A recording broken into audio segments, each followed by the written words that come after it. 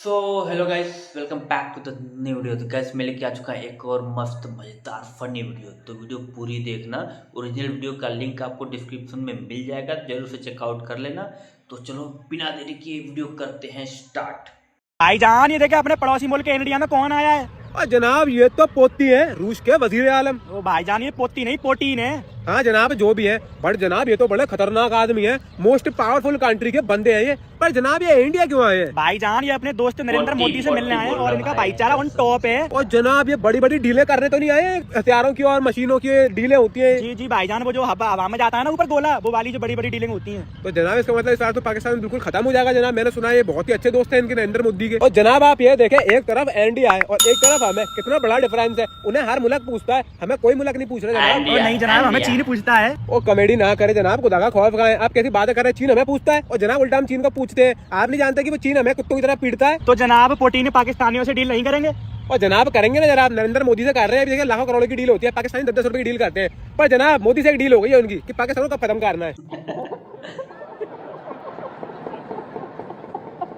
तो जय श्री राम मेरे सभी सनातनी भाई बहनों को। तो स्वागत है हमारे एक और धमाकेदार वीडियो में। तो चलो भाइयों, हंसी मजाक और सच की बातों के साथ वीडियो को शुरू करते हैं। जय श्री राम, हर हर महादेव। जय श्री राम। भाई क्या हो गया?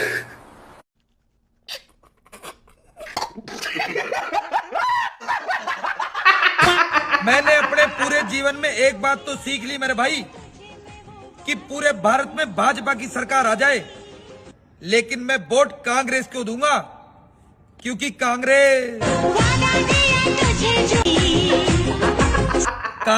तो गई भाड़ में। वोट तो सिर्फ भाजपा को देंगे, क्योंकि जो राम को लाए हैं हम उनको लाएंगे। मोदी है तो मुमकिन है। जय श्री राम। और जज्बात दोनों बदल गए। आज उनसे मिलना हमें भी तो देखने का मौका मिलना चाहिए कि नहीं? अरे इधर क्या मोदारी का खेल हो रहा है, जो हमें भी तो देखने का मौका मिलना चाहिए। नॉनसेंस।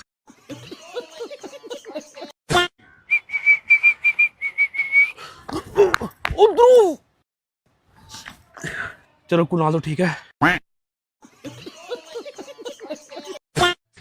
इसकी भी शादी हो गई? ऐसे भी लोगों की शादी होती है क्या यार? बट पति का फेस रिवील नहीं कर रही है भाई, उसका फेस देखना था। कौन मर्द आदमी है जो साला इससे शादी करने को रेडी हो गया?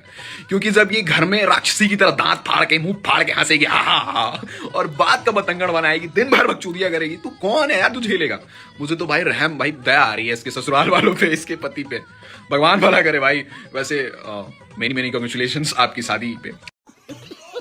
भाई ऐसे कौन कॉन्ग्रेचुलेट करता है भाई? चरित्रहीन लोगों के ओए होए, अपनी खुद की बहू का भैया भिखारी लाल जी आ गए, भिखारी लाल जी आ गए चुनाव हारने के बाद। स्वागत है आपका, स्वागत है, स्वागत है। तो भिखारी जी, सॉरी भिखारी जी, क्या बोल रहे थे आप? राम एक पत्नी के लिए लंका चले गए, रावण से लड़ गए, इतने बड़े विद्वान से लड़ गए। आप लोग तो क्या घर में बैठा के ही और उसको जलील किए जा रहे हो? आज तक कभी फोटो लाए हो? अच्छा भिखारी जी, सॉरी खिसारी जी, आप हो वो संस्कारी पति जो राम जी के रास्ते पे चलते हैं, है ना? आप दुनिया का ज्ञान झाड़ रहे हो यहाँ पर, लेकिन आपका ज्ञान कौन झाड़ेगा भिखारी जी? सॉरी खिसारी जी। अरे खिसारी जी इतना काहे, मैं बैठा हूँ ना, मैं दिखाता हूँ। तो चलिए दोस्तों स्टार्ट करता हूँ मैं यहाँ से, यानी कि कहाँ से? जिम से। खिसारी जी की जो पत्नी है वो तो घर पर है। ये देखिए खिसारी जी को, क्या बात है खिसारी जी, यानी कि अपनी संस्कारी पति। वाह वाह वाह, गजब है, गजब है। ये हमारे राम जी ने कब सिखाया था भिखारी जी? लो भैया, बन गया बाबरी मस्जिद। हुमायूं के पे लात मार के ममता बनर्जी ने पार्टी से बाहर किया। वाह क्या सीन है।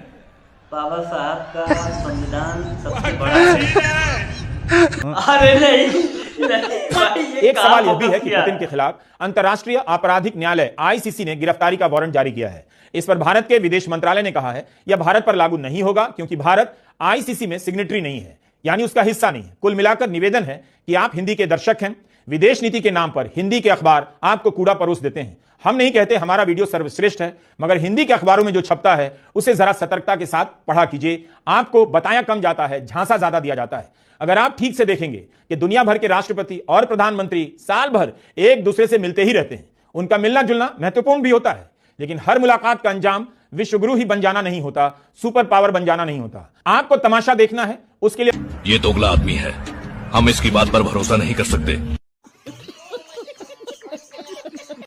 ये ऋतु प्रजापति पहले धार्मिक वीडियो बनाती थी, बहुत भक्ति करती थी। देखो 306 व्यूज। देखो काशी विश्वनाथ पर शिवलिंग पर ज्ञान देने वाली ये खुद शिवलिंग की पूजा करने जाती थी। अब समझ में ये नहीं आता है कि किसी नीलांडी के चक्कर में ये नीलांडी हो गई, या रेणु चौधरी जैसी मानसिकता इनकी भी हो गई, क्योंकि रेणु चौधरी एक वो जाटनी जो कमर कंदौनी दिखाती है, आजकल नीलांडी हो गई है, जाटनी है। या माहौल के हिसाब से ये भी नीलांडी हो गई कि चलो ऐसे वीडियोस पे 100 व्यूज आ रहे हैं, कभी 174 आ रहे हैं, कभी 200 आ रहे हैं, कभी 300 आ रहे हैं, कि कंटेंट को चेंज कर लिया जाए। व्लादिमीर पुतिन के भारत आने पर राहुल गांधी ने मीडिया को बताया कि मोदी सरकार उन्हें पुतिन से मिलने में इनसिक्योर हो रही है, मिलने नहीं दे रही। और भाई मुझे भी लगता है कि मोदी सरकार को बिल्कुल इनसिक्योर होना चाहिए, डरना चाहिए, घबराना चाहिए, क्योंकि अगर ये बंदा अगर पुतिन से मिल गया और अपने आइडिया अगर पुतिन को दे दिए तो रसिया तो टेक्नोलॉजी में इंडिया से बहुत आगे है। तो तुरंत चीनों को रोजगार देने की स्कीम न निकाल दे, कहीं तुरंत आलू से सोना बनाने की मशीन न निकाल दे, कहीं तुरंत रूस वालों की जाति न पूछने लगे, कहीं रूस में जातिगत आरक्षण न दे दे, कहीं रूस की सेना पर सवाल न उठाने लगे। रेणुका चौधरी जी की हंसी को देखकर मोदी जी ने एक टिप्पणी कर दी थी, आप सबने सुना होगा। मोदी जी बोले आज बरसों बाद मुझे रामायण की याद आ गई। तो कांग्रेसी बोले मोदी जी ने रेणुका चौधरी जी की हंसी की तुलना सूर्पनखा से की है, मोदी जी को माफी मांगनी होगी। तो मोदी जी बोले मैं तो इनकी हंसी की तुलना माता सीता से कर रहा था। अब हाथ तो इस बात पर तैयार हो। मोदी जी बोले मैं तो इनकी हंसी की तुलना माता सीता से कर रहा था। तो कांग्रेसी बोले अच्छा मूर्ख मत बनाइए मोदी जी, जैसे हमें नहीं पता इनकी हंसी किससे मिलती।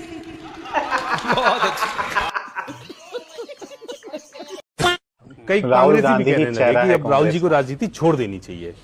तो भाजपा वाले नहीं मानते कि अभी और जरूरत है उनकी, बंगाल जीतना है और कांग्रेस को कर दिया भाई। हाँ, कांग्रेस की हालत बागवान में अमिताभ बच्चन जैसी है, कोई ढंग का वारिस नहीं मिल रहा उनके भी। अच्छा अमिताभ बच्चन को फिर भी सलमान खान मिल गए थे, यहाँ कांग्रेस में जो सलमान खान टाइप का होता है, लायक होता है, वो भाजपा में चला जाता है, तो उसको भी मौका नहीं दे रहे हैं। तो कांग्रेस को वास्तव में सुधार की जरूरत है। देश खुश है क्योंकि पुतिन ने बोला भारत को 77 साल बाद एक ऐसा ताकतवर नेता मिला है जो किसी की नहीं सुनता जब उसके देश की बात आती है। और वही राहुल गांधी नाराज है क्योंकि उनको पुतिन से मिलने नहीं दिया गया। मुझे लगता है शायद हाइड्रोजन बम का जो फार्मूला था वो पुतिन के साथ साझा करना था राहुल गांधी जी ने। समझदार कोई बीजेपी आरएसएस वालों को अब मैं अच्छी तरह जानता हूं। इन पर थोड़ा सा दबाव डालो, थोड़ा सा धक्का मारो, डर के भाग जाते हैं ये लोग। नरेंद्र सरेंडर, तेरी औकात मैं दिखाता हूं तुझे। प्रधानमंत्री मोदी की अगुवाई में भारत अब विदेशी दबाव में नहीं आने वाला। भारत के लोग गर्व कर सकते हैं कि उनका प्रधानमंत्री किसी के दबाव में काम नहीं करता। राहुल गांधी के चड्डी का पानी निचो के पीने वाले चमचे हमें अंधभक्त बोलते हैं। भाई देखिए, जिन्होंने इस तरह से न्योता दिया वो भी बहुत सवालिया निशान रखते हैं उस पर, और जिन्होंने इस न्योते को स्वीकार किया उस पर भी सवाल उठता है। सबकी अपनी एक अंतरात्मा होती है, जमीर की आवाज होती है। अगर हमें किसी को बुलाया होता, हमारे नेताओं को नहीं बुलाया होता, तो जाहिर सी बात है कि हम नहीं स्वीकार करते ऐसा न्योता। नेहरू जी की पहचान उनके कर्म, अच्छा उनका नाम नहीं। तो रुको जरा, सब्र करो।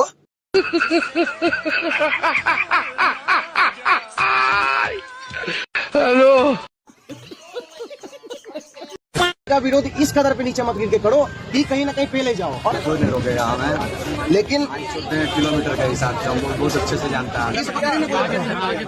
आप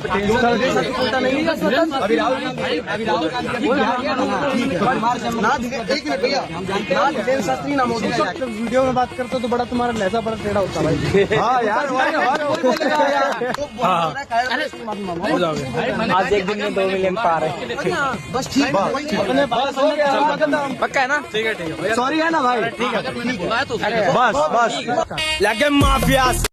एक बड़ी संख्या है, 50 लाख लोग करीब बंगाल से जो है बोले जा रहे हैं कि ये लोग थे ही नहीं बंगाल में। इस तरह का जो है SIR की बात बोला जा रहा है कि ये लोग 50 लाख। मैं आपसे बोल रहा हूँ और सुनिए, SIR भी NCR का शॉर्टर फॉर्म है। क्या बोला तूने? NCR का शॉर्टर फॉर्म है। एकमात्र वही बंदा है जो बीजेपी को पश्चिम बंगाल में बिना किसी मेहनत के जितवा सकता है। गैस करो कौन है कमेंट में। राहुल गांधी। योगेश तारू। क्या सोच रहे हो अकेले बैठ के? मैं ये सोच रहा हूँ अब्दुल कि मुसलमानों का सबसे बड़ा दुश्मन कौन है? मुसलमानों का सबसे बड़ा दुश्मन? तुम काफिर? नहीं। तो फिर कौन है? मुसलमान का सबसे बड़ा दुश्मन है मुसलमान। हाँ। कैसे? देख तू, अगर मुसलमान आपस में ये बताने लग जाए कि मरने के बाद बेहतर नहीं मिलेंगी तो फिर फटेगा ही नहीं। बात तो सही कह रहे हो यार।